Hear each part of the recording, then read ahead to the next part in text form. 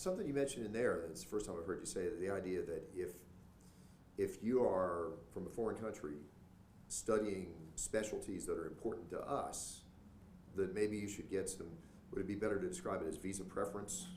Yeah, I believe that if someone who is studying what we call STEM, science, technology, engineering, mathematics, that individual wants and can have a job here in the United States of America, that they should be able to. Over half the students right now who are taking science and engineering in the United States are foreign students. If they want to stay in America, we should have a provision for them to be able to. Do you think you could have some problem with just the general leeriness towards anybody from a foreign country these days? Well, I think these people could be screened and should be, but when you look at the talent and education that science, technology, and engineering and mathematics brings, that it would be good for America, rather than them go back to the country that they came from and become competitors of the United States. When you just look at this election as a whole, I mean, you've been through a lot of elections, just how different does this one feel to you and look to you on the level of your race and the national? The level of my race is not so much different because the people of Arizona know me. Nationally, I've never seen anything like it, and I hope I never do again. Why?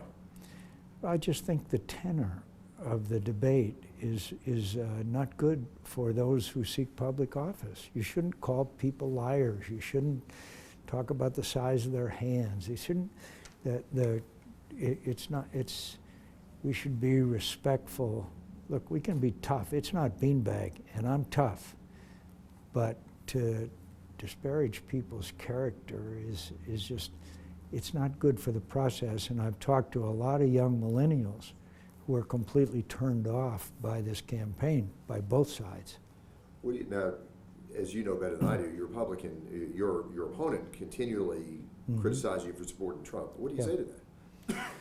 Well, I say that I believe that I have supported the nominees of my party going back to Ronald Reagan. I have been critical. When Ronald Reagan sent Marines to Beirut, I said this is a disaster and fought against it. When George W. Bush was mismanaging the war in Iraq, and I said that he had to fire his Secretary of Defense, I've been very critical, but I've supported the nominee of the party. Excuse me, this is bad on my part. Now, your opponent is also trying to play your experience as a liability, not an asset. What do you say to that? Well, my opponent says that I have changed, and I have.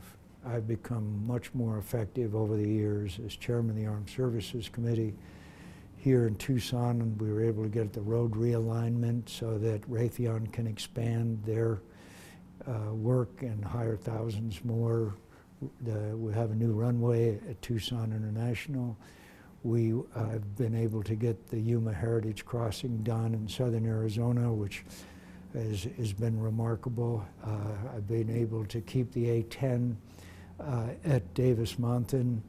I could go through a long list of accomplishments that I've done for Arizona, which because of my influence and my standing in the United States Senate has allowed me to do.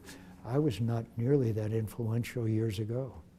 So that allows you to just do more for the state?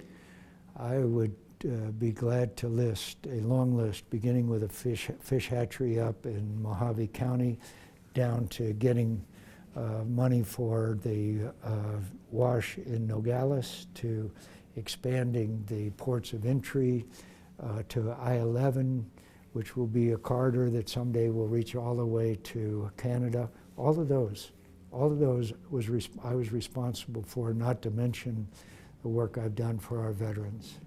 Do you see much hope for the atmosphere and tactics to change in Washington? The syndrome where there's been more blocking than moving things forward over the years, and you participated in some of them, the Supreme Court nominee most recently. I think it depends on the President of the United States to a large degree. I hope that the next president would call in Republicans and Democrats and say, look, we can get some things done for the American people, for example, like tax reform. And we need to sit down together and work on it. We've got a tax on the United States of America that we haven't seen in 70 years. And there will be further attacks, according to the director of the CIA and the director of national intelligence. We're going to have to defend this nation, and we got to do it together. Is that something that could happen with either of the two presidential candidates? I hope so. I'm not positive, but I hope so. I know that the people that Hillary Clinton has surrounded herself with are not admirable people. In what way? Well, look at this server thing. Look at their activities there. Look at all of the Iran deal that they orchestrated, which is a disaster. Look at the way the world is today. She was Secretary of State, and they were around her for 4 years. The world is in turmoil. On the world stage, there's a lot of criticism of Trump that he's easily goaded to not very well thought out actions, and that could be truly dangerous with the kind of power a president would have. And I think it's truly terrible when I was at the hangar when the bodies came back and Hillary Clinton told the parents of with a young man in the flag-draped coffin, told their parents that she was going to get the guy that made the hateful video. We know now she was emailing to her daughter and others that was a lie. There was an act of terror. I don't know how people get over that either. What's he going to say if you get reelected for, I'm losing track of how many terms now? 6. What will I say? I think that the world's in turmoil. I believe that I can do the best for the men and women who are serving and help secure this nation. But as importantly as that, what I can do for the state of Arizona and have done. We need to keep the A10 at Davis Mountain. We need to have that artery called A11 completed. We need to continue fixing the fish hatchery in Mojave County. We need to do all of these things that I'm capable of serving the people of Arizona for and make their lives better. Now I have to ask the flip side of that question. What will it say if your opponent prevails? Well, I think we should compare our records, for one. Second of all, particularly Obamacare. She said it was her most proudest vote, and Obamacare has been an unmitigated disaster. We now have all but one county with only one provider. It's unraveling as we speak. So, and I'll be glad to match my record of accomplishments with my opponents, and that's what campaigns are all about. Anything you want to add?